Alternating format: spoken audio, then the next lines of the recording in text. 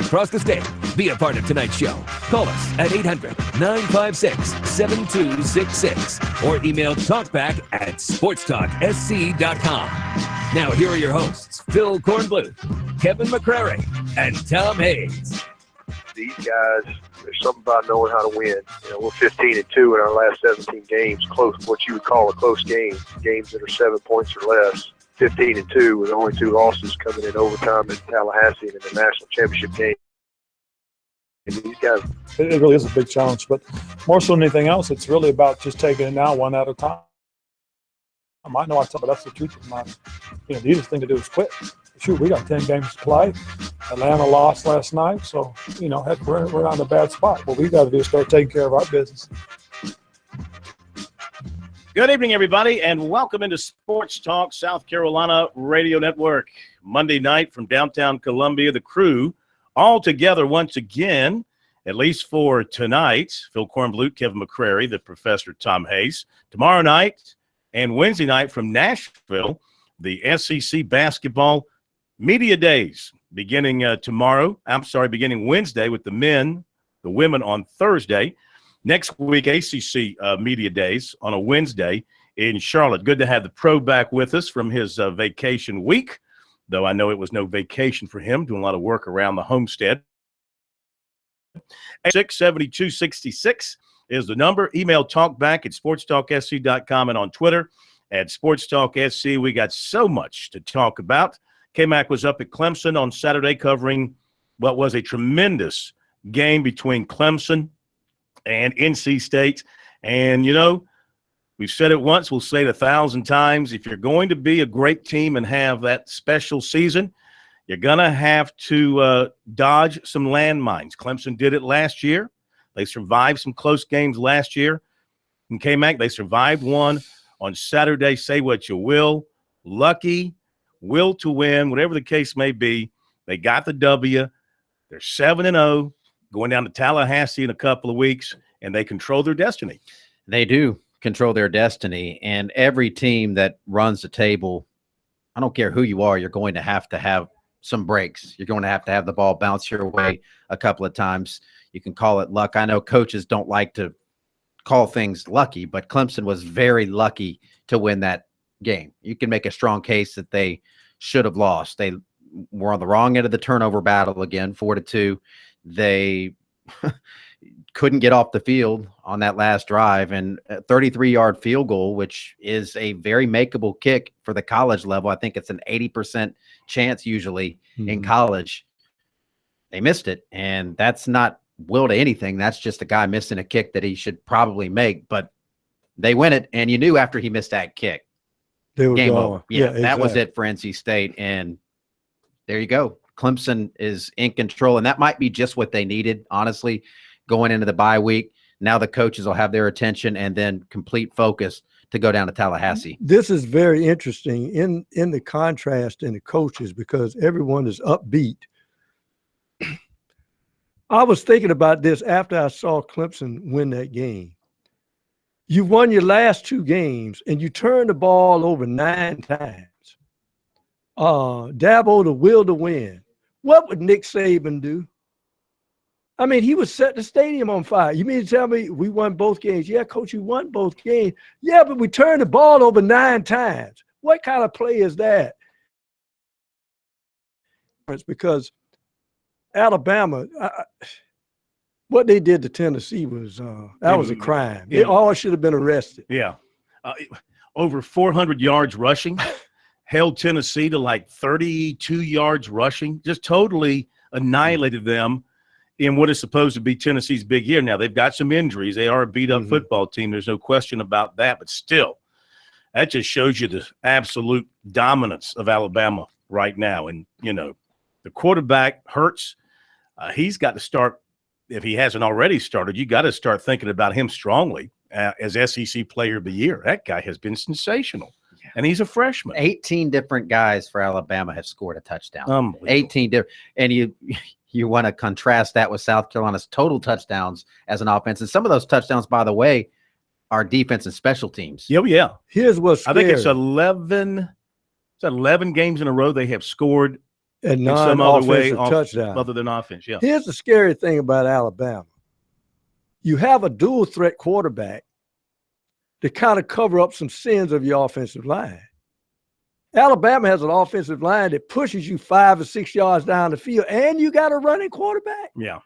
I mean, that's just like giving Nick Saban a nuclear bomb back there. That's what it is. It's very impressive. And, you know, they're just running over people. Ohio State got a nice win on the road against Wisconsin, but, you know, they had to I'm trying to remember. Did that game go to overtime or was it one late? I was watching that game. The Ohio State game? Yeah. Overtime. Yeah, I thought so. There was a bunch of that kind of stuff on Saturday. So I've watched so many games, and they were all great.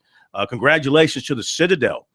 First time the Bulldogs have won in a battle of top 10 teams. They got the win over Chattanooga. So they're in control of things in the Southern Wofford this weekend. We'll talk about the other winners around the state. In fact, every team in the state that played Saturday won except for Benedict, which lost at Clark Atlanta. Everybody else victorious. Newberry got a great win on Saturday as well over that powerhouse Carson Newman, always a kind of a thorn in their side. So that was a very nice win for Todd Knight. They had almost 5,000 people at Newberry at Setchler Field for homecoming for that game. So tremendous win for the Wolves.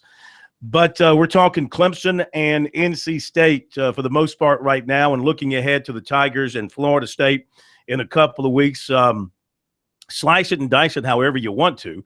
It still goes on the win side of the ledger for the Tigers. So they're 7-0. They're undefeated in the league. They control their own destiny, which is right where you want to be. And look, they might have dropped a spot in one of the polls yesterday. It's irrelevant because – you know, they keep winning. Michigan and Ohio State are two of the teams that would be ranked ahead of Clemson right now in that poll, and they're going to play each other at the end of the year. So one of those is going to have at least one loss. So all Clemson's got to do is win on the 29th, and you know, I think they're home free at that point. They got Syracuse, they got Wake Forest, and they've got Pittsburgh and South Carolina. There's only one team out there that I don't think they can win out, but they're standing in the shadows because they play in a weaker division, and that's Nebraska. Still undefeated, but one of those teams in the other division. Not talked about hardly at all. No. I mean, I know they've moved up in the rankings, but nobody's paying attention to Nebraska. Under the radar, undefeated Nebraska. Washington. Is Washington going to run the table? The way the Pac-12 is now, I would say so. Yeah, so you got to keep an eye on that. But Clemson, again, is right there. Alabama still has to play, of course, Texas A&M this week. So one of those will be eliminated. They still have to play LSU, which, you know, even though they looked better the last two games. They had, you know, good offensive showing against Southern Miss on Saturday, ran the ball extremely well. You know, I don't think that'll be any match for Alabama. I mean, Auburn, the way Auburn is improving by the week and the way their defense is playing, when that game rolls around, you know, that could be a little dicey for Alabama. Yeah. So somebody's going to push them. Someone's got to push them at some point this season. They've just blown everybody out of the water. Yeah, they're just, you know, Christian Miller had 3 tackles in that game against Tennessee, so he's playing more and more and doing well. They're just a deep, loaded football team. Obviously well coached, well prepared at every turn. You know, watching the Clemson game, Deshaun Watson, just, you know, he had good numbers. He threw the ball for a high percentage. The turnovers have to bother you. You know, the pick 6, he just simply didn't see the defender. They kind of sucked him in to throw that ball. He did not expect the defender to be there, but it happened. The key thing about Clemson, though, is when they had those mistakes, when they fumbled in the red zone or when they had that pick 6, they didn't panic, and they kind of regathered and answered in every situation and get themselves in position to win the ball game late. They rarely give up points after turnovers. The pick 6 they did. That's the first one Watson's ever thrown. Right. But usually when they turn the ball over, the defense bails them out, and they don't give up any points. So it's not really a true turnover if the other team doesn't capitalize. All right, 800-956-7266. What do you think of the Tigers? Back in a moment.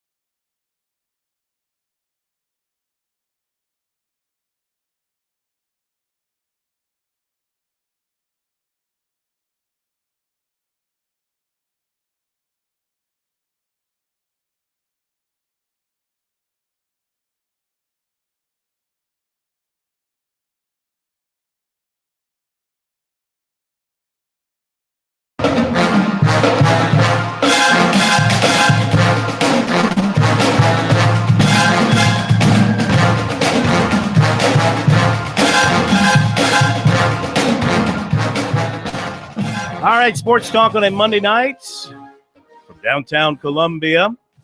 Phil Kornbluth, Kevin McCrary, Professor Tom Hayes, 800-956-7266. What do you think of Clemson after their survival? You know, Dabo Swinney, we'll hear from him coming up in a little bit. He had a conference call today.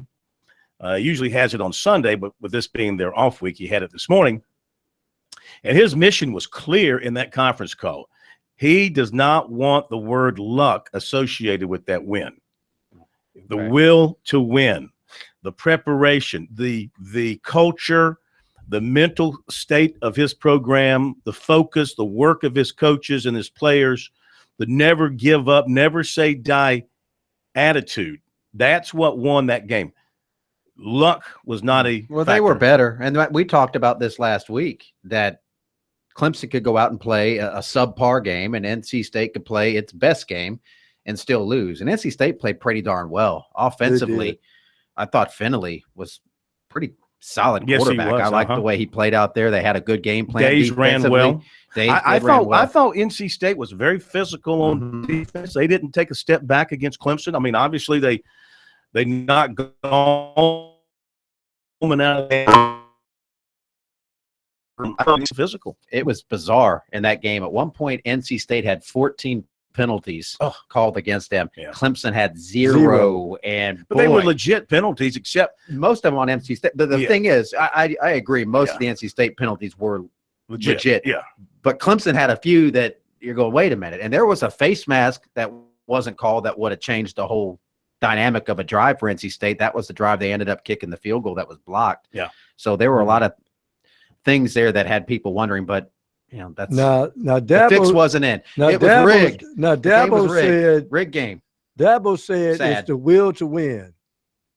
That's not the look I saw on his face 5 seconds before that toe met leather. He looked like a man ready. The way he hit the ground after he missed it. Did he hit the ground after he missed it or after the interception? No, it was after the interception when they won the game. He hit the ground after the miss, too. Oh, did he really? Oh, yes, he did. How about Marcus Edmond? You want to talk about your rating systems and all that kind of nonsense? Here's a guy that was one of the last takes in the class for Clemson in that particular year. And now he has made back-to-back games the defensive play to save the victory for the Tigers, Louisville and NC State. That's called determination, coaching, and development to get to that point where they trust you to have you in the game. I mean, to be in the game in those game-ending situations, that says something. And Christian Wilkins is going to be a household name everywhere in the country in a year. So he's going to be, I think, Jadeveon Clowney type of household name with the things that he can do. He ran the ball on a fake punt. He's goes in on the jumbo package. He's thrown the ball this season. Field goal. He blocked the field goal, and that was just a pure. He was one-on-one, beat his guy, went in there and made the block. They weren't really they had 5 defensive linemen there. It's not like they were coming after the kick. He's just that good. Yeah. He is an amazing player and really the total package. Great talker. Very, very impressed with him. All right, let's jump to the phones. David and Rock Hill, you're first tonight here on Sports Talk. Good to have you with us. Hey, how you guys doing today? Man, we're great. How are you? I'm good. It's a beautiful day. Just came from State Fair down in Columbia. Spent the day in Columbia looking around on business.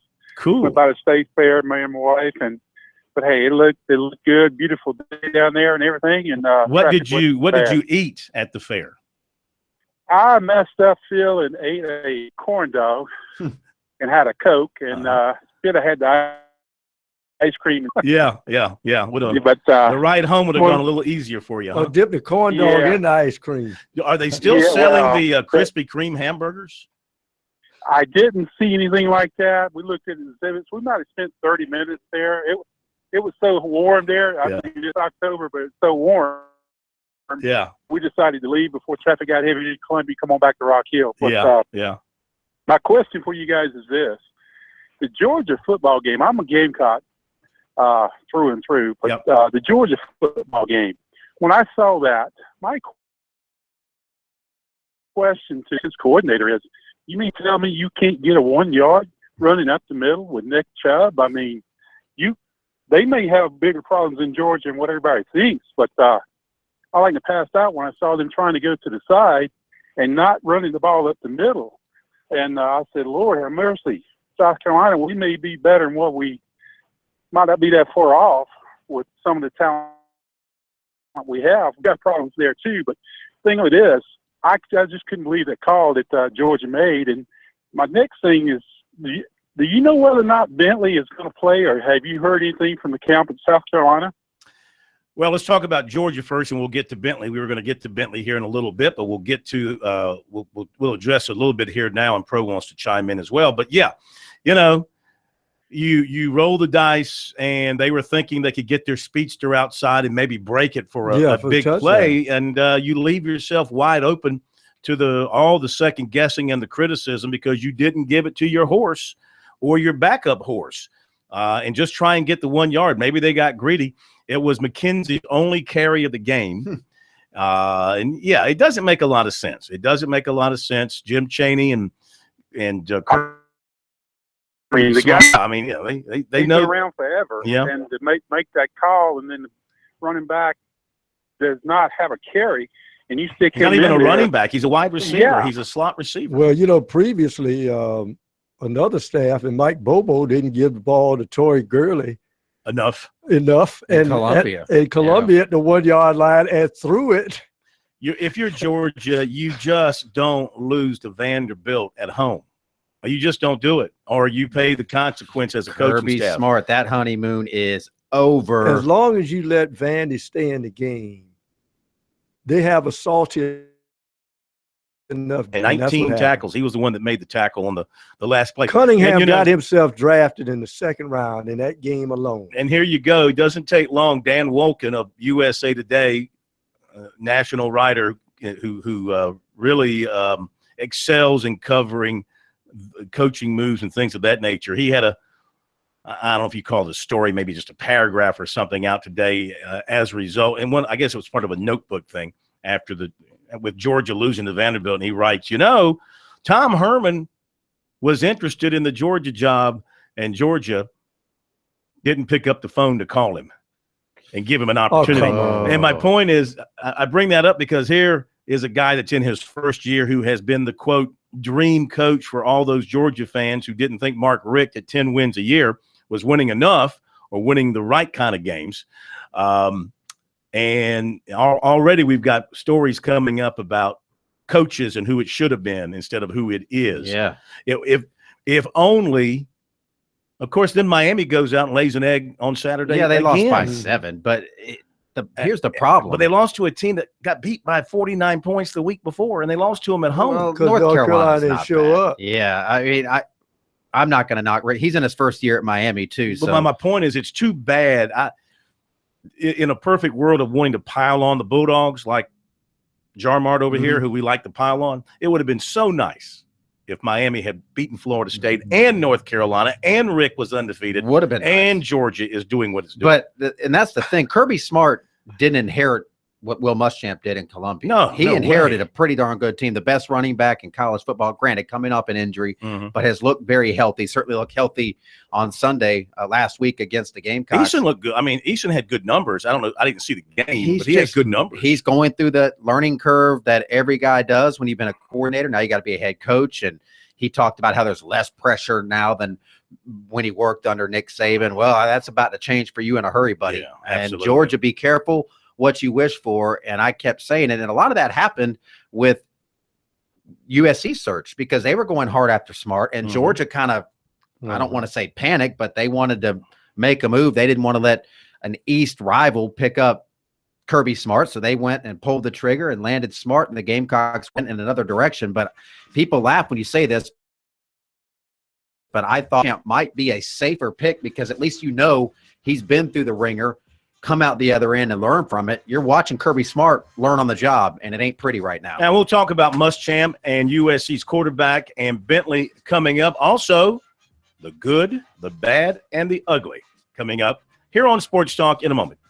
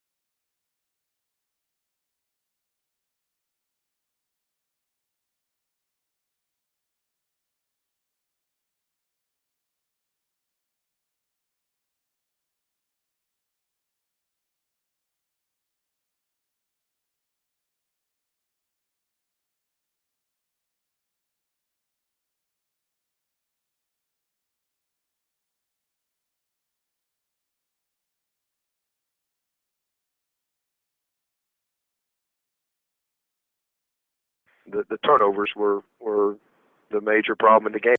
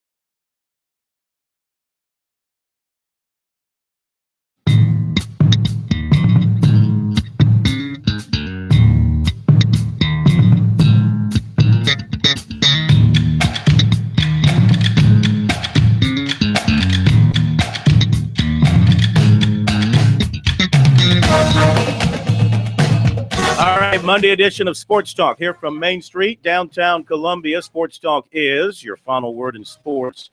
Every night in South Carolina, you're most informed, you're most intelligent, you're most insightful. And when I'm talking, you're most handsome word in sports.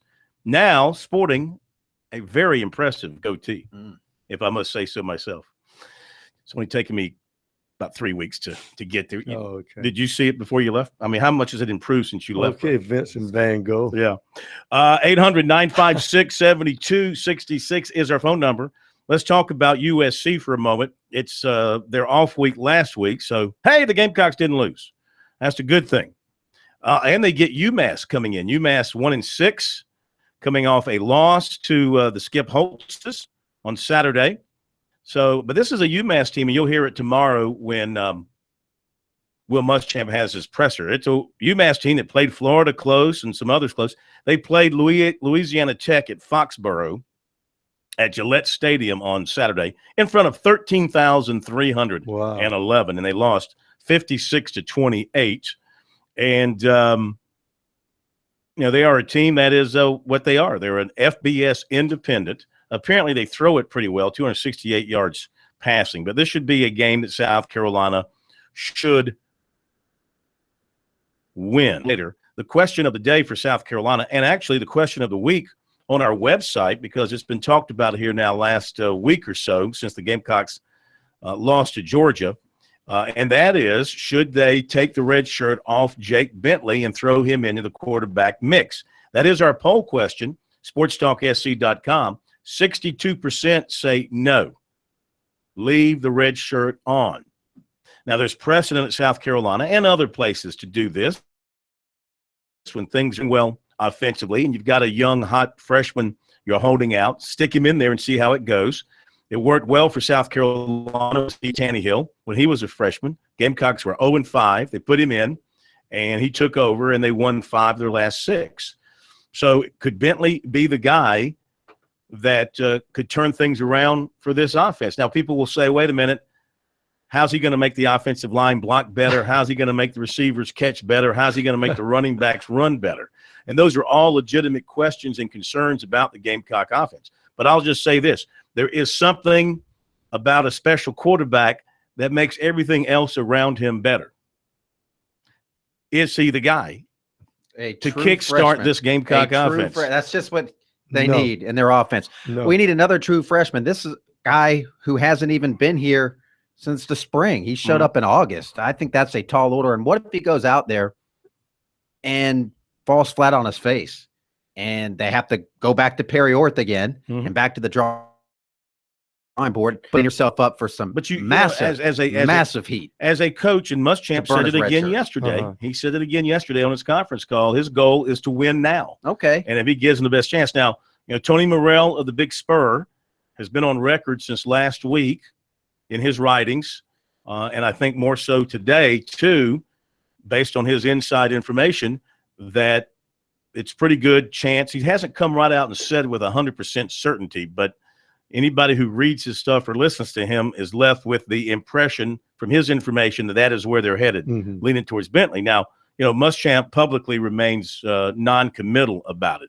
And he'll probably be non-committal tomorrow with you, K-Mac, at the press conference, I would imagine. We'll find out Saturday at 12:01. It does. I mean, that's fine, but what difference does it make if he's your guy, why not just tell people now? He wants to make UMass sweat it out. Here's my question. What will we learn? It's not like UMass is going to, be able to come up with a special defense. What will we learn about Bentley playing him against UMass? It was UMass. Well, but this would be if you're going to start him. I mean, this is a lesser opponent, and it gets him used to game action and the surroundings. My point is this: so that he'll be fully ready for Tennessee. I would tell you this: if you thought McElwain was your read option quarterback, and finally you got a back that can run between the tackles, Enrico Dowdle, but you never play him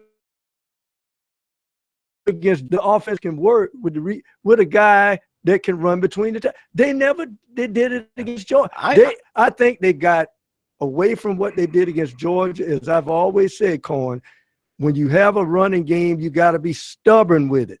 They figured out we can't run against Georgia, and they kept throwing. I never understood that. At least you have to have some semblance of a running game and try to run the football. I don't see why they don't use a combination of the two quarterbacks. I mean, look, one's a good passer. We see that.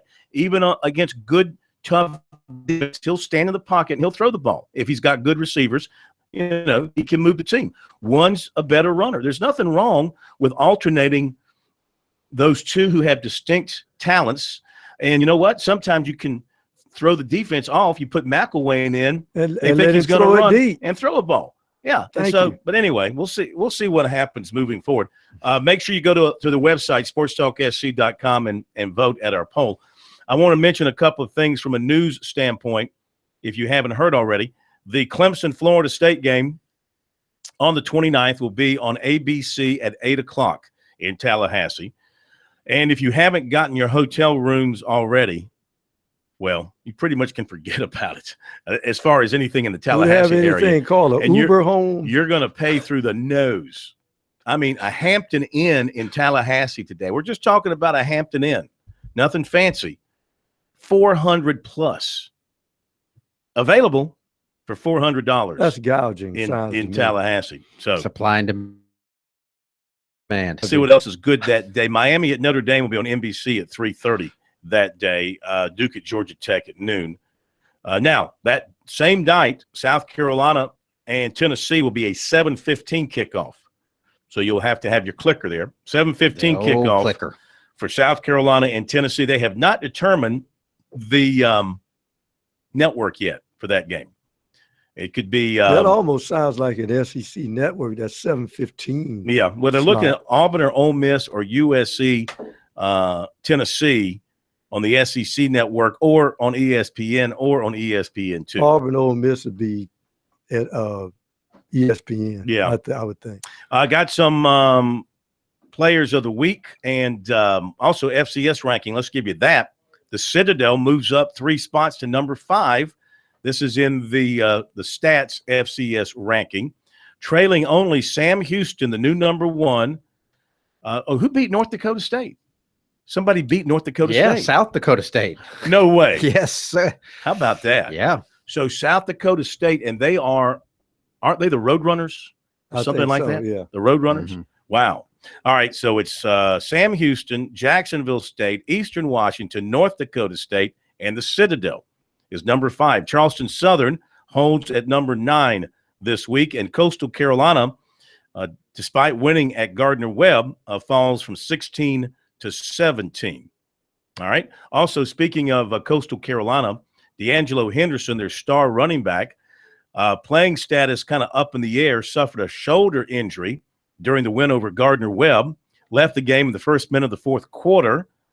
He injured the shoulder on a 9-yard run to the 1 and stayed in the game for one more play, scoring a touchdown, giving him a touchdown in a Division I record 32 consecutive games. He's averaging over 130 rushing yards per game.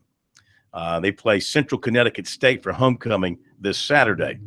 The FCS National Defensive Player of the Week, linebacker Darius Leonard of South Carolina State. He helped the Bulldogs in their win at Howard. He scored the game's first points on a 64-yard interception return midway through the second quarter, and he intercepted another pass at the state 23 in the fourth quarter to help save the victory. He had 14 tackles, 1.5 sacks for loss, and also a quarterback hurry. So a great game for him. Raleigh Yeldell from Newberry is the South Atlantic Conference Offensive Player of the Week. He led Newberry to its 6th consecutive win. They're 4-0 in the SAC. He was 27 of 38, and each touchdown pass went to a different receiver. He had 4 touchdown passes to 4 different receivers. Okay, we'll hit a break. We got the good, the bad, and the ugly, recruiting, and Dabo Swinney all coming up.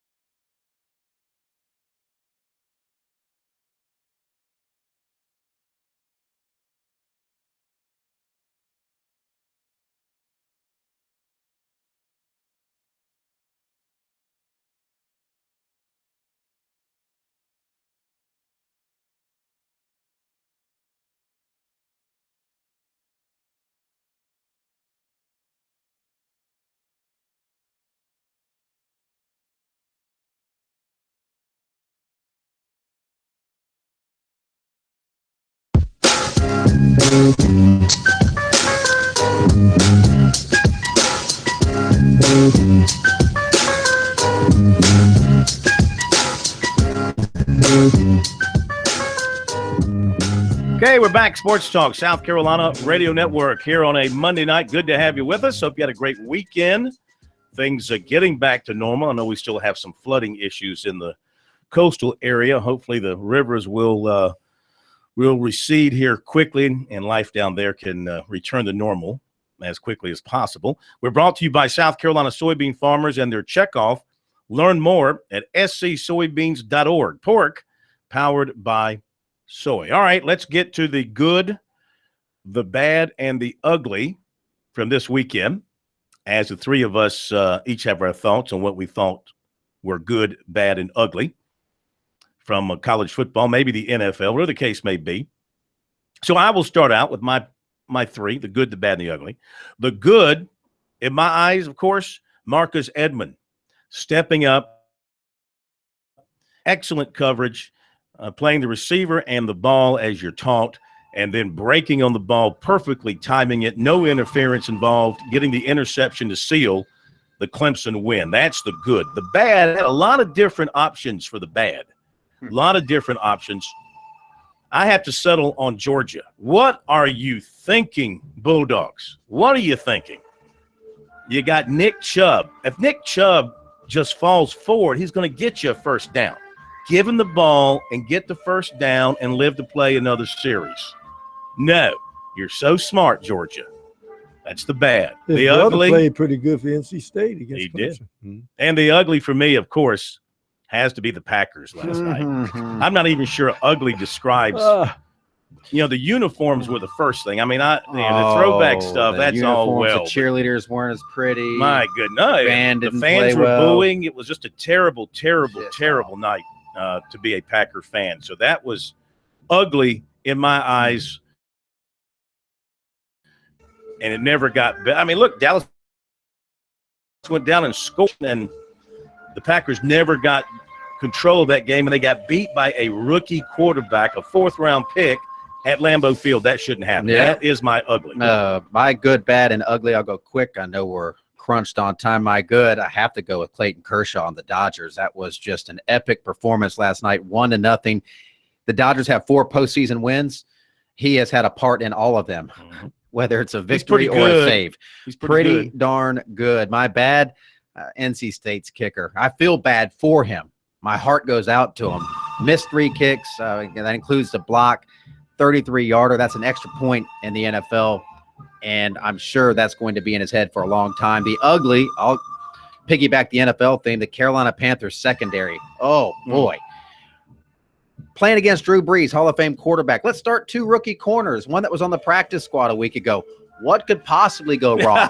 What could possibly go wrong? Yeah, Josh Norman, you miss me yet? Well, maybe too. I didn't miss that pass rush as well. The good Nick Saban standing on the sideline looking like the Grim Reaper. I saw the sickle in his hand because he not only beat Tennessee, he took some souls along with him in that game. That whole crowd looked like they were in just shell shock. Mm-hmm. The bad, I have to agree with you, Corn. It was Georgia, just the way they played. I didn't see the fire out of Georgia. Well, Vanderbilt does that to you. And the bad, I'm going to get personal here. When Richard Sherman grabs the arm and pulls on an all-pro receiver like Julio Jones, True. Where is the flag? True. Now, everybody will say, well, you lost the game because you threw the interception in your territory, and that gave Seattle the short field to get the winning field goal. Bull. We should have been lining up for the winning field goal, we the Falcons. Sure. But you grabbed Julio Jones' arm and yanked him down, and no call. All right, very good. The good, the bad. You could throw Cam Newton in there as well in his post-game performance. He didn't talk long enough again. 1 minute and 27 seconds, I think, was the total. So when Greg Popovich doesn't talk at the end of a press conference, that's too. If I was one of the reporters trying to ask questions, I wouldn't like it. But he made up for it with the way he treated Craig.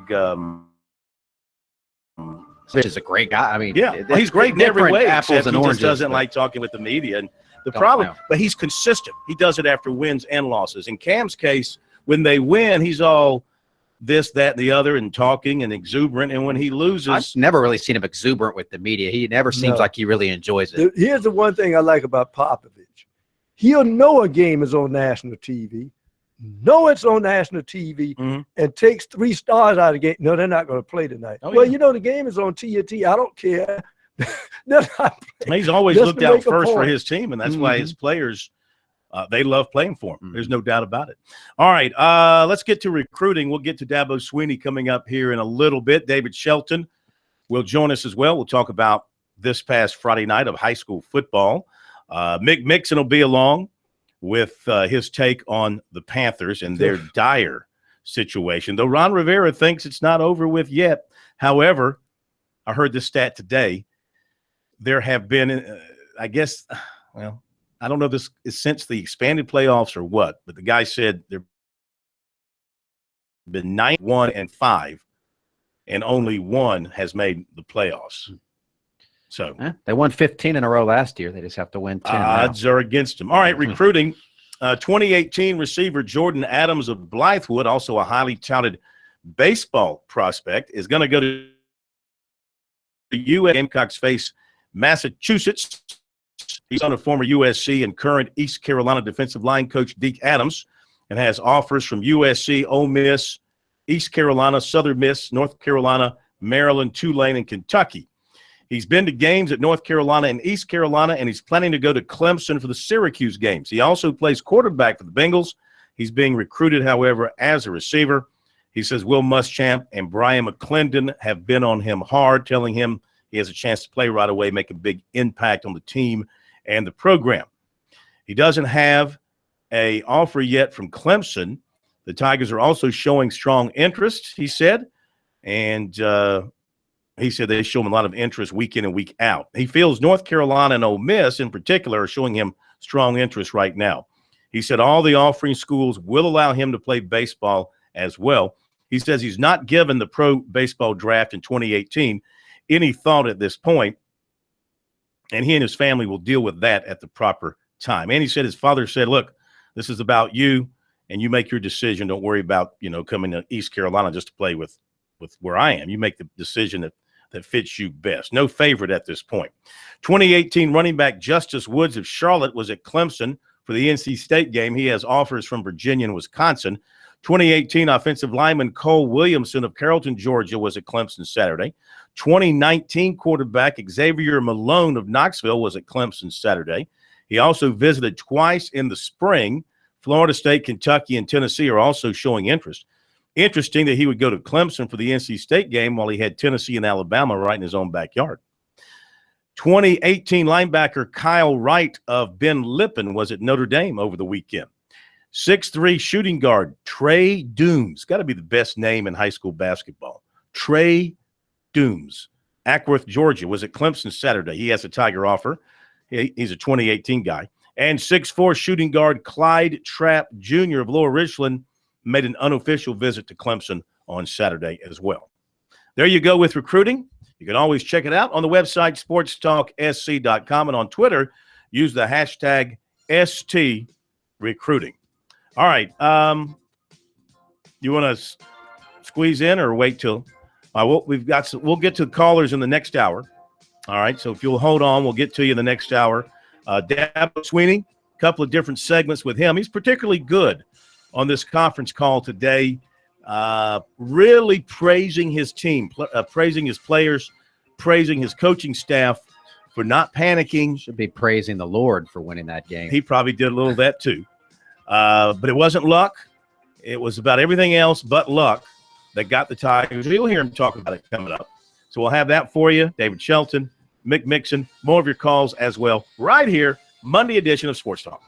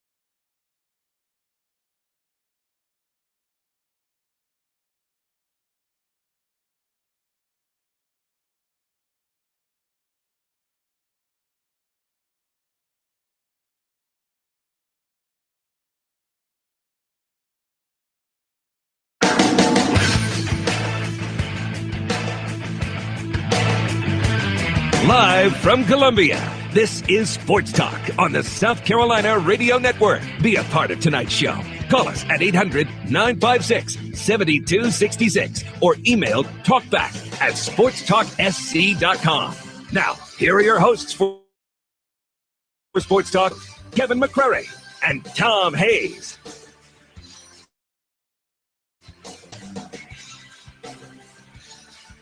Okay, we're back. Sports Talk South Carolina Radio Network here on this Monday edition from downtown Columbia. Phil Kornblut, Kevin McCrary, and the professor, Tom Hayes, all together once again.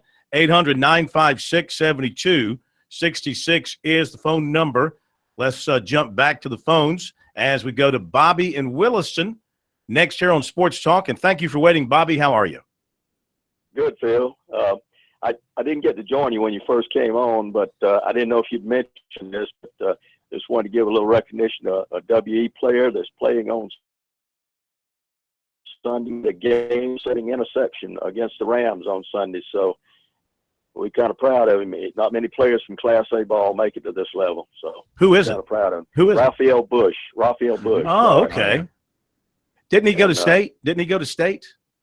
Yeah, I think he he started out at North Greenville and transferred to state. Okay, and he's with the Lions. This is about his, pardon me, I'm sorry. He's with the Lions. Yes, he made a game-saving interception. It was on late Sports Center, showed that as one of the plays, and I was sitting there watching it. I was kind of shocked to see that. I didn't know where he was now. He's been with a couple other teams around the league. I think about two he's others, been with the Falcons. Maybe he found a home, hopefully. That's great, man. That's great. Thank you for bringing that out to our attention. At those small schools in South Carolina, they don't get the pub, but boy, they are some really, really good athletes at those small schools. They have to be because a lot of them play both ways.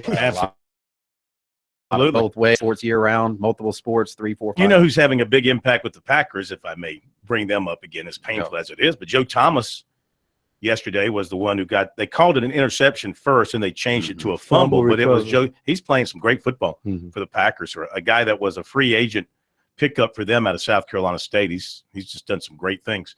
Okay, Bobby, thank you for your phone call. We appreciate it very much. Our phone number is 800-956-7266. Our email talkback@sportstalksc.com and on Twitter @SportsTalkSC. I want to remind you from the South Carolina Forestry Commission that insects and diseases can be moved hundreds of miles in firewood and threaten our forests, favorite campsites, neighborhoods, state and national parks. Help protect the trees you love by purchasing firewood at or near where you burn it.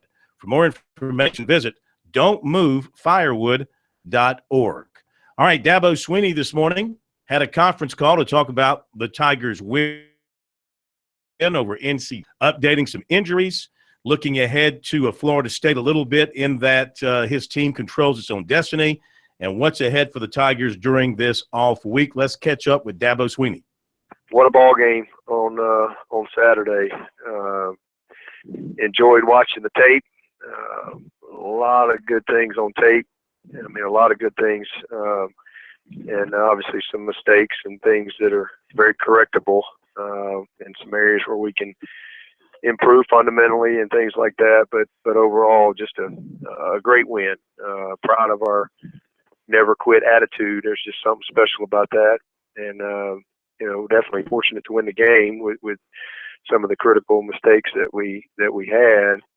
But I tell you what, man, we still won, and these guys. There's something about knowing how to win. And I just, we're 15-2 in our last 17 games, close, what you would call a close game, games that are 7 points or less. 15-2 with only 2 losses coming in overtime in Tallahassee and in the national championship game. These guys know how to win, and they believe, and it's special. I mean, most people quit, most people pout, most people, this and that. These guys keep playing, and they just have this never quit attitude and absolute belief that they can find a way to win, and that's pretty dang special. 15-2, that ain't getting lucky. That's mentality, and that's a lot of toughness, mentally and physically. And I cannot tell you how proud I am of our guys and how much I appreciate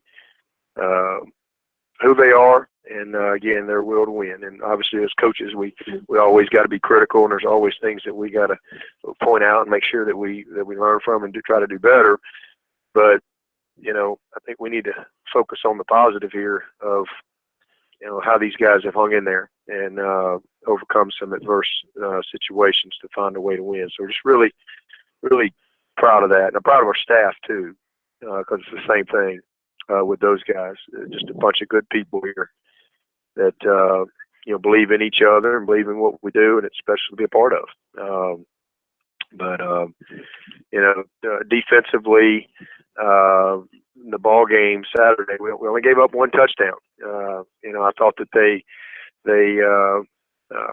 were able to stay within their game plan because of what was going on with us offensively from the turnover standpoint. But we did have 8 tackles for loss and 4 sacks, and obviously the 2 interceptions. But they had a couple of nice little schemes on us, and I thought they did a good job. They ran the ball a little bit better than we would have liked for them to, and definitely some areas where we'll improve from this tape. But at the end of the day, it's about points, and we gave up 10. We gave up 1 touchdown and one field goal, and then the other touchdown was the pick 6 on the offense. But a lot of good things. Probably the biggest disappointing thing was the long drive for the field goal, and then the last 6 minutes of the game. But we had a lot of guys that played very well. Christian Wilkins just continues to play very well and tough. It's good to get Austin Bryant back in there, and really, really a lot of good on tape. All right, Dabo Swinney, more from him coming up a little bit later on. So again, you could hear that he feels that the Tigers did what they had to do to win the game. And if they happen to catch a break with the field goal kicker missing a field goal, 33-yarder is makeable, but it's not automatic, especially in a pressure situation when you're already a struggling kicker to begin with. So, and I thought Dabo did an excellent job of managing the clock in that he started using his timeouts when NC State was driving.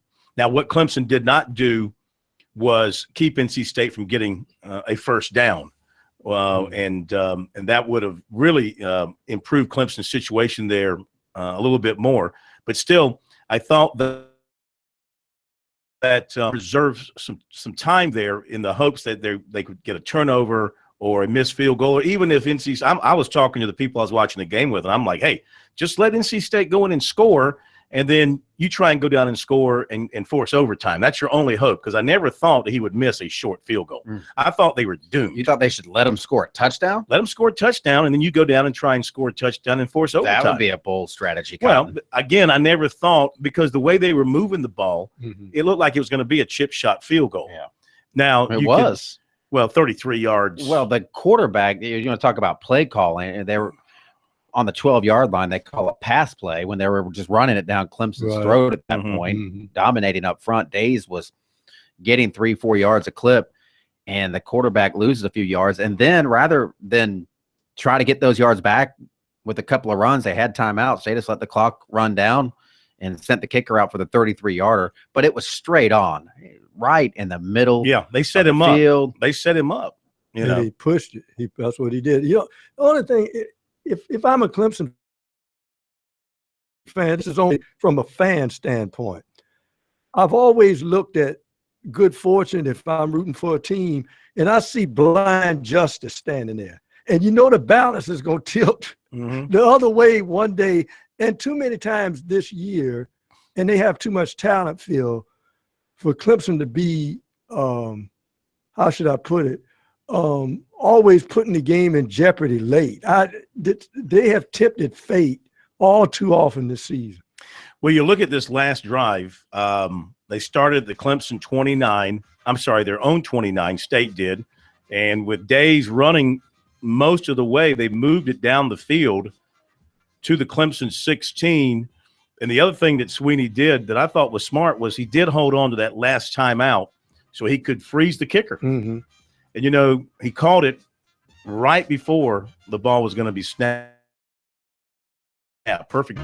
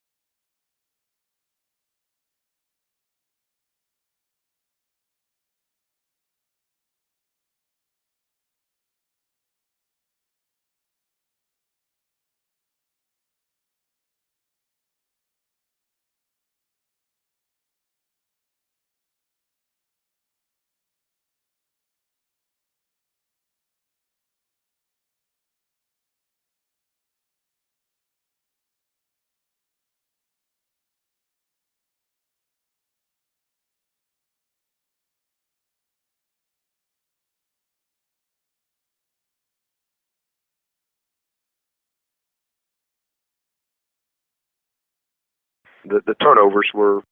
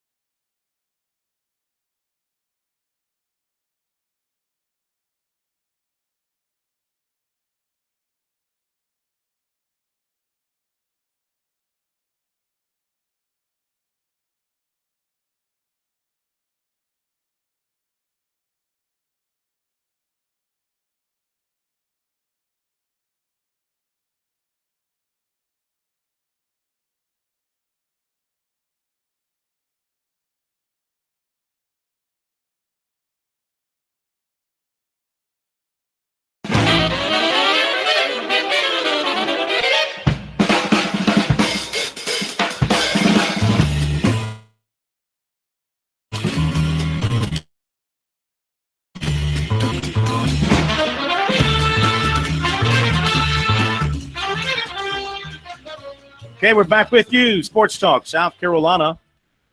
Good to have you with us here on this Monday night. This message from your local Touchstone Energy Cooperative. Hurricane Matthew disrupted many lives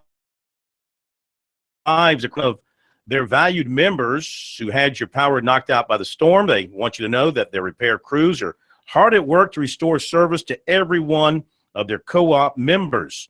And they want to thank you for supporting the crews during the difficult time. They appreciate your patience. They will have your lights back on as soon as possible, if they're not on by now.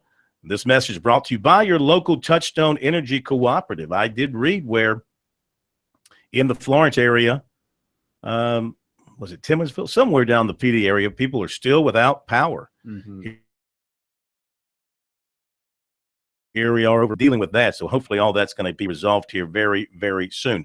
800-956-7266. Just to finish up here with Clemson and a little bit more Dabo in a moment, but this last drive I was talking about from State, starting at the State 29, and as K-Mac mentioned, Days was running the ball really well, and I think Clemson's defensive front was getting handled pretty well by State's offensive front as this drive unfolded. And so NC State has a gain of 7 yards by Days. They get to the Clemson 22, and that's when and it's a minute and 54. So now Dabo's thinking, okay, they're in field goal range easily, and he starts calling his timeouts. So he used a timeout there. State ran a couple of more plays for a total of 9 yards. 3rd and 1 on the Clemson 13, a minute 5 to go. He calls timeout. Days rushes forward. This is where I was thinking, he had to be thinking too, let's get a stop here, and I'll have a timeout in my pocket and a chance to go down and win the game or tie it up if they kick a field goal. But then Days rushed for a first down to the Clemson 12. So it's 1st and 10. And then, and you're right, why don't they continue to run the ball? Mm-hmm. But they try to pass, and you get sacked. Lawrence gets the sack. Dexter Lawrence sacks Finley for a loss of 4. Then State calls a timeout, and they set up for the field goal. And then Dabo had the one timeout left, and he used that to ice about him. I thought managing the clock well was some time, except they didn't stop them on that that third and short play, and that sort of backfired the strategy there a little bit. But at the end of the day, he got the missed field goal, and he got the victory, and thus he has to make no excuses about anything that happened out there. In fact, let's hear a little bit more from Dabo from his conference call today, a little bit more on NC State, the victory, how they got it done, injury status of some players, and what's ahead this week. The turnovers were the major problem in the game. There's other things. We had bobble snap, things that I think we can do better in some areas, but the rhythm of what we were trying to do and the plan, I really liked how our guys played. Just had some crazy situations. I mean, the play on Mike Williams, great effort about the 4-yard line, and he's just fighting, and it's just a funky play. Big hit on Gallman after a great run down in there, and great opening drive. And it's unfortunate with Tyshawn on the 1-yard line, and so just some odd situations, but give those guys a lot of credit. And again, it was kind of the perfect formula for them to have an opportunity to win the game. And something we got to get corrected. Again, you can sit around and you can talk about it all you want, but we'll go back and just work our fundamentals and keep swinging the bat. That's what we're going to do. Get back in that batter's box and keep playing. It's all about what's in front of us and trying to improve. But at the end of the day, we're 7-0, and that's where we want to be. We're in control of our destiny within this division. We've played a tough schedule. I think that that's going to continue to prove to be the case. And I'm proud of our guys, man. Special teams, we blocked a field goal. We had 3 touchbacks on our kickoff coverage. They had 0 returns. We faked the punt. It was executed very well. So definitely just some contributions in all 3 phases. But again, the story of the day was the turnovers. And if you look at last year, we had 54 red zone opportunities last year. We only had 1 turnover in those 54 opportunities. This year in 7 games, we got 6 turnovers in the red zone. And that's why we've had a couple of close ball games.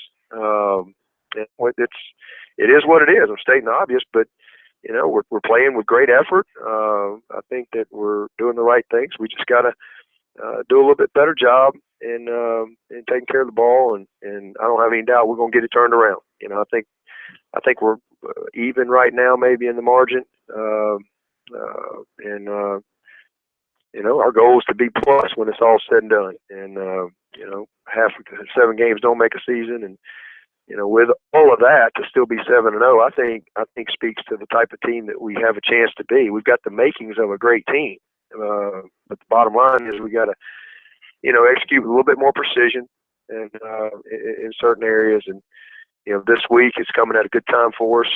We'll get back to some basics, self-evaluate some things, try to get healthy, love these guys up, and try to get ready to make a run at the ACC title. That's what we're trying to do. All right, Dabo Swinney. And again, never one, hardly ever, to criticize players or his team, though earlier this year he was really critical of Jake Frew Morgan. Yet today, when against NC State, he was like, great. He was excellent, completely different than in the Louisville game or the Boston College game. Was it? Yeah, Boston College. Was it after that game he really called him out? Whichever game it was, he just said he played a heck of a lot better against NC State on Saturday. So he was very, very complimentary of his players, the way they were able to hold together and win this game on Saturday. All right, back to your phone calls, 800-956-7266, the number here on Sports Talk. And let's go to Ted in Sumter. Hi, Ted. Welcome to Sports Talk. Hey, guys. Thank you. Thanks for taking my call. I just tuned into the show about 20 minutes ago. Let me ask you this. Wayne Gallman, I believe he's the key to our offense. You guys are talking maybe something's a little off with Clemson. Stat that shocked me earlier in that North Carolina State game, Deshaun Watson has only run for 1 rushing touchdown all year. He's not running the ball like he was last year. But Wayne Gallman, I don't think they can beat Florida State without Wayne Gallman, but it's going to be incredibly hard. Is he going to play? They think he's going to be okay. He's in the concussion protocol. This is what Dabo said today. He's not going to practice this week, but he said he was feeling fine on Sunday and feeling even better today. So I think they expect him to be able to go, but they're not going to practice him this week. Okay, yeah, I think he's the key to the offense. And I think that's another reason, the turnovers. And they just can't run the ball without Gallman. That's another thing that kept North Carolina State in the game. Hey, fellas, love your show. I'll hang up and listen. K-Mac, what do you think of Clemson's running game? And, of course, they were hurt by Gallman going out. But, Choice and Fuller and Dye are supposed to be pretty good running backs. And here's the thing that popped into my head. Why don't you give Tavian Feaster a shot back there? I asked Dabo why he didn't play, and I didn't know if something was going on, if he was injured, and he said he was in uniform. Wasn't ready to – they weren't in a position where they wanted to put him in a tight game. I think maybe he's still working on some pass pro things without the ball that they're not comfortable with. Mm-hmm. So it was a coach's decision not to play him, and he's certainly the game breaker. The other guys were okay, but there's no question without Coleman out there, they're not the same offense. They're not the running attack is not the same, and that was a really scary hit. I think he got knocked out. Yeah, Looked like he might have been knocked out cold. Yeah. Well, I thought we'd see when he went out the utilization more of the jet sweep, which I didn't see in that game. From Artavis Scott. Yeah. In the game until the touchdown. Yeah. He was very loud on that touchdown catch. All right. Thanks for your phone call. We'll be right back here on Sports Talk. David Shelton coming up in a moment.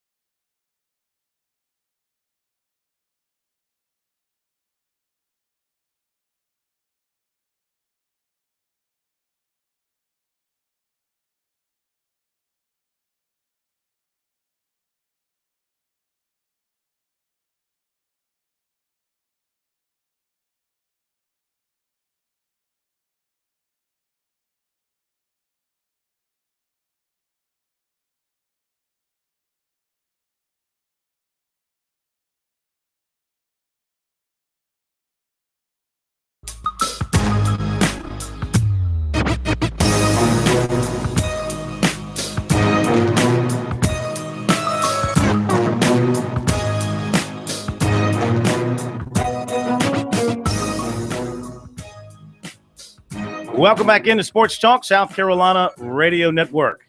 Here on a Monday night, time to dive into some high school football talk here on Sports Talk. And, of course, the only way to do that is to bring on our good buddy, David Shelton of the High School Sports Report and the Charleston Post and Courier, brought to you by State Farm. Make that Farm Bureau insurance. With new auto insurance rates from Farm Bureau Insurance, you could be saving a whole lot of money. Even if you received a quote before, rates are now more competitive than ever.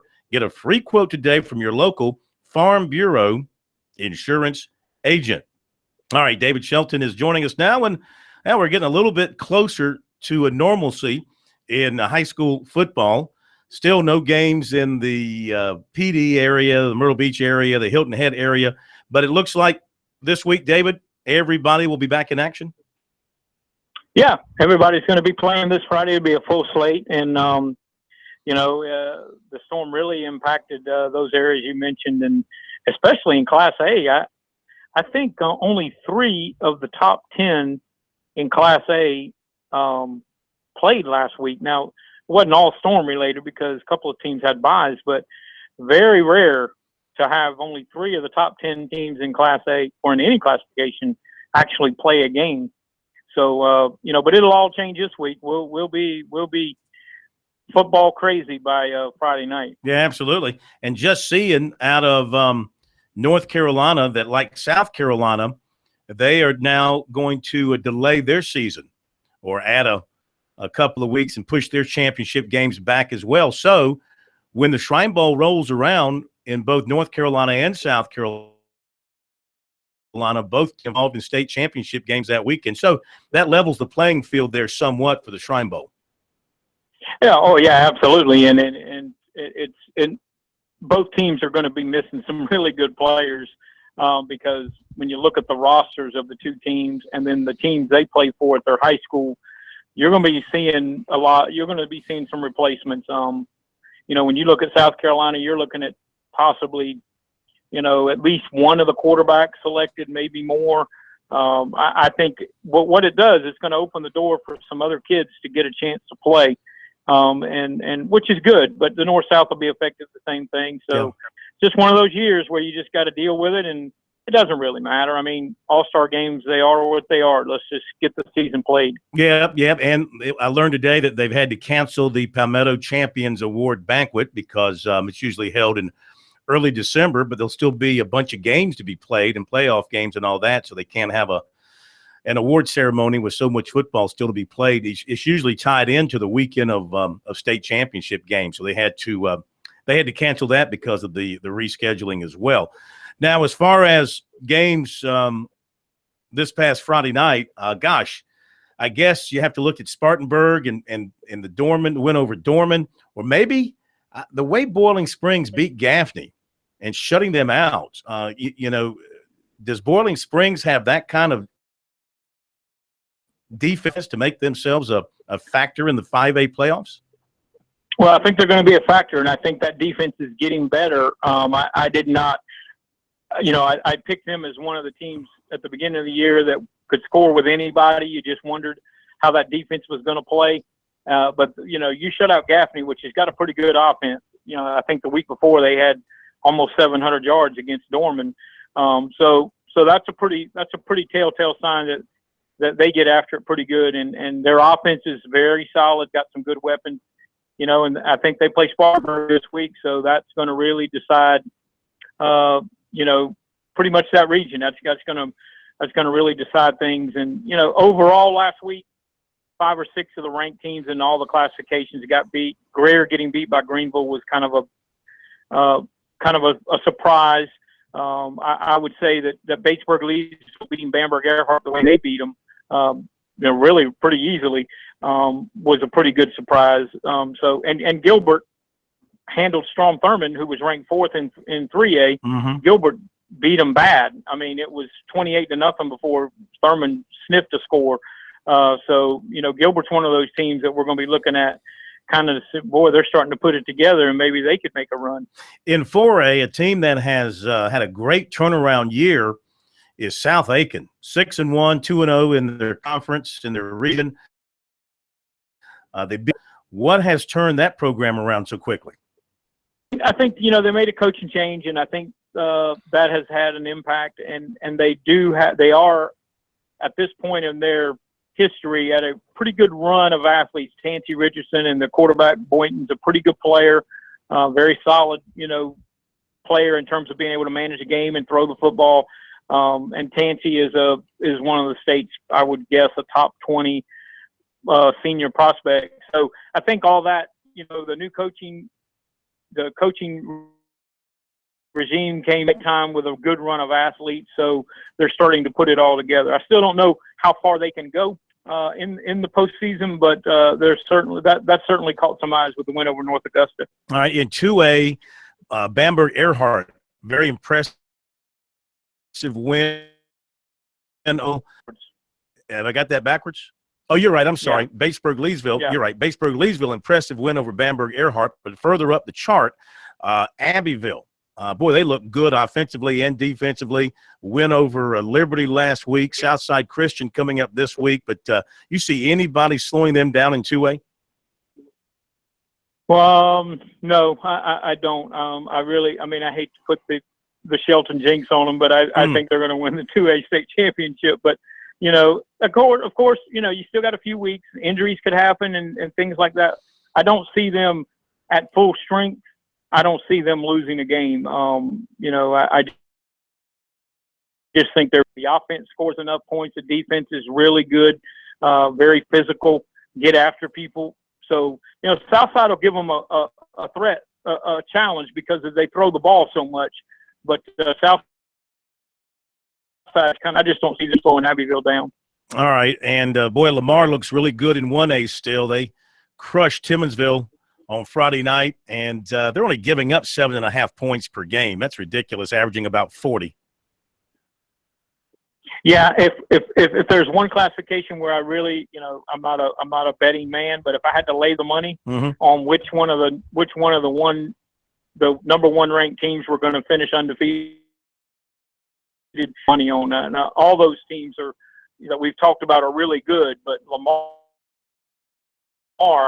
they got depth. They don't have any superstar players that put up huge numbers. They just continue to win and win easily. Now, you got Lakeview and McBee and Louisville that you could probably make a case could be a contender. But I just, again, if Lamar stays healthy, I see them rolling through Class A.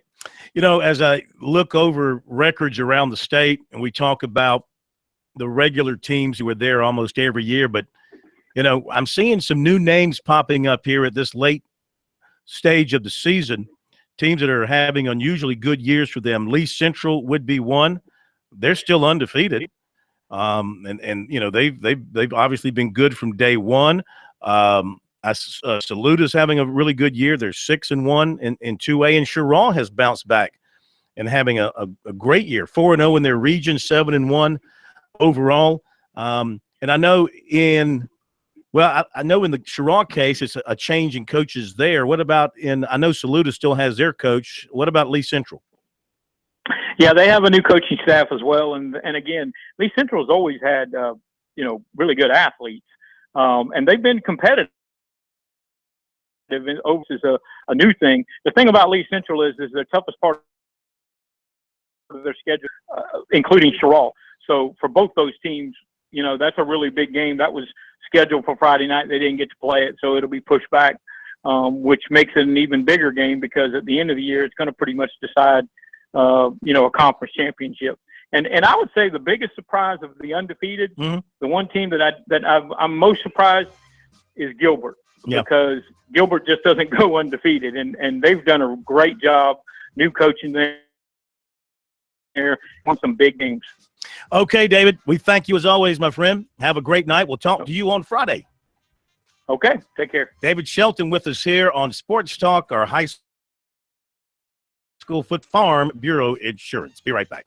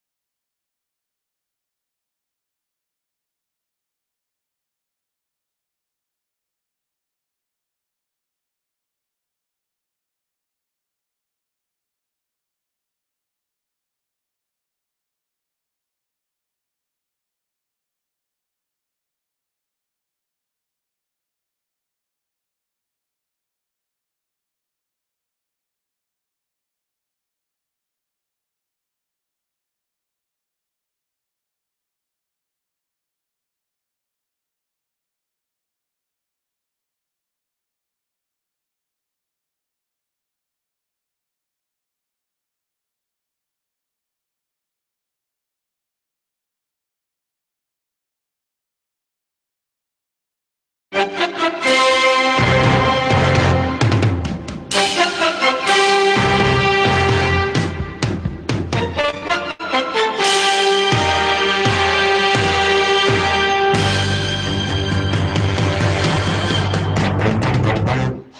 Newton's got a little bit of that levitation ability, too, when he dives.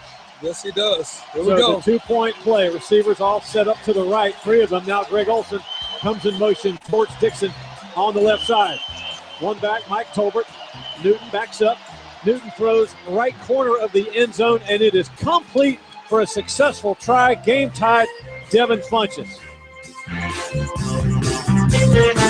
Well, it looked like for a while the Panthers were going to have those miracle comebacks in New Orleans, but it wasn't enough as they go down to defeat again. The voice of the Panthers, Mick Mixon, join us now. I know that was a long plane ride home from New Orleans.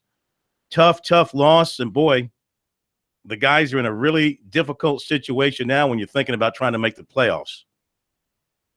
Oh, gosh, I know. You could just about go Jim Mora playoffs on that one. It's playoffs seem like a long way to Tipperary from here at Corn. But this morning on the radio, I heard a Drew Brees comment.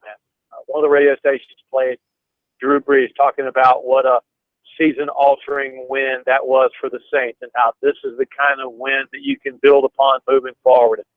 Young players get constant. Wait a second. That was supposed to be our win. Yeah. We're supposed to be saying all those things. It was 41-38 Panthers last year down there, 41-38 Saints this time, and yet again, Carolina just could not do enough when it mattered most. Yeah, that's right. And, I mean, as you break it down, having called the game, it was really kind of a tale of two different halves, more or less. You're down 21-0. You come back. You get back in the ball game. What did you see as the difference in the team early on when it fell 3 touchdowns behind, the other side when it caught up? Yeah, good question. Maybe just executing a little bit better offensively. The Panthers had and this will be a thing with Cam, until he gets the lower part of his body and the upper part of his body wired together, he'll still be prone to throw back even from a clean pocket, and the ball can be thrown high. Still, it hit some receivers' hands. Some plays weren't made. Once the Panthers got in sync, it was decent. But probably the most heartbreaking plays of the game, Corn, were just get gashed in the secondary. The Panthers are giving up chunk plays at a historic rate, and if you're not as salty in the back end, that puts a lot of pressure on your front seven to get to the passer. You know, looking at it, Mick, I don't want to get into a body language thing or any metaphysical thing, but last year when we looked at the Panthers, even when the whole team looked like, okay, this is what we're going to do in the fourth quarter, and you knew when it got down to 3 or 4 minutes they were going to make the play. It's almost like it's in reverse now. There's some malware in the computer, and they're looking for the last shoe to drop when it gets late. Am I getting something there about this team right now? I think so. And if you've got any metaphysical sourcing that you can call on, maybe we'll hold a seance. I'll call back in after the show, exercise a few of these demons. I could not agree more. I think that, Cam Newton stowed the dab, his effervescence, his joy. And I know he's taken some licks. He hates to lose. He's missed a game with a concussion in the protocol, but that swagger, that love for the game, that contagious joy of playing football does seem missing from this year's team. I agree. Talk with Mick Mixon, voice of the Panthers. So Rivera met with the media today and kind of wrapped things up going into this off week. And basically he said, we're going to work a couple of days, and then I want everybody just to kind of get away from football and clear your mind and come back next Monday and be totally focused and starting over and getting ready for Arizona. He did. He also said a lot. He said the self-scouting has already started. He said teams have been double-teaming the Panthers' interior linemen on first and second downs. That's where the push came from a lot last year, was up the middle. There's been heavy play action, hard play action, especially on third down. He gave a little window into the psyche of the team. He said that the Panthers probably going to have to defensively blitz more, be more aggressive coming out of the bye. So it's still doable. We're only, 6 laps into a 16-lap race, but we're in the pits right now with a multitude of engine and drivetrain problems. This is true. You need, Jimmy Johnson maybe driving that machine, and I don't know who's sitting up in the box. I mean, I guess you're happy with your leadership there. What am I saying? You got Cam and you got Rivera. Nobody is pointing fingers at those two as the reason why the car has come off the rails here a little bit. Yeah, that's a good call. We don't really have – I don't think we have engine and drivetrain issues now that I think of it. It's more of a chassis adjustment, just a little squirrely in the back end. Yeah, a little loose going in, a little tight coming out. I know what the problem is. Oh. And it's our fault. What's the biggest change with the Panthers since last season? It's not Josh Norman. No, not Josh. I know you're going to say Josh Norman. No, we've got Jared Rodgers and Panthers on a regular basis from the network. From here, from our network. And he probably has put the Sports Talk jinx on you. I think Steve the kiss of death, the Sports Talk kiss of death. I know. Have you had the pleasure of meeting Jarmart there at the Panther at Bank of America Stadium? Well, yeah. Normally he's hanging around the buffet line. Yeah. You should have him up in the booth sometimes, and let him do a little color commentary for you. If you can get the mic away from Eugene. Eugene about that. Yeah, I was going to say that it could be a wrestling match. Yeah. Watch for the elbows. What are you doing for your off weekend? You got a gig somewhere? No, we're not playing corn. It's my 40th high school class reunion. Oh. So I will endeavor to remind all the girls that never knew that I was on the planet and who still don't know that little Mickey Mixon is still alive. Made it big. Is this at dear old Chapel Hill High? Chapel Hill High, yeah, the Tigers. Chapel Hill High. I played on the golf team 3 years, so there's I'm sure I'll have a lot of questions about the pride of the Tigers, the CHHS golf team. You weren't the tight end? No, I was up in the press box, much safer. Understand. Listen, have a great week off, and we'll catch you next Monday. Sounds good, fellas. Appreciate the visit. Thank you very much. The voice of the Panthers, Mick Mixon, here with us. Mick Mixon. What did I say? Mick Mixon here with us on Sports Talk. I want to get a few tweets that have come in here to us at Sports Talk SC. Most responding to our question on the website, which is, should South Carolina take the red shirt off of Jake Bentley? Beth writes in, and her what's that called? Her address, at Clemson Lady. So she's a Clemson fan, but she says, I just think they should keep his red shirt. Yes, they might win a couple of games this year, and otherwise they might not. But no OL. 3 Dingo, one of your favorites, K-Mac. Yeah, he loves me. He thinks so, yes. He is, after all, the one who is in the best spot to make the decision, K-Mac. Coach Muschamp. Yeah. If at Coach Muschamp thinks so, yes. That's okay. his job to make those decisions as the head football coach. B period, capital B period, writes, Bentley could play 400 snaps against UMass, and he won't be prepared in any way for Tennessee. Monty Dutton chimes in. Yes, they should send him out to get the hell beat out of him and his confidence shot. Oh, no. He says tongue-in-cheek. Let's see here. Let's see. Anything else? Linville writes, I can't pronounce this word. Equivocally, no. Equivocally, no. Unequivocally, no. He just says equivocally, no. Yeah. All right. I think that is, here's another one from T. Williams. Talking about Clemson and the fact that they don't believe any luck was involved. He writes, no, they didn't. NC State just handed them the win. Okay. Or footed them the win, as the case may be, since he missed a kick. Missed 3 of them. All right, that'll do it. We will be with you from Nashville tomorrow night ahead of SEC basketball media days. Look forward to being with you guys then. Have a great night. We'll see you tomorrow.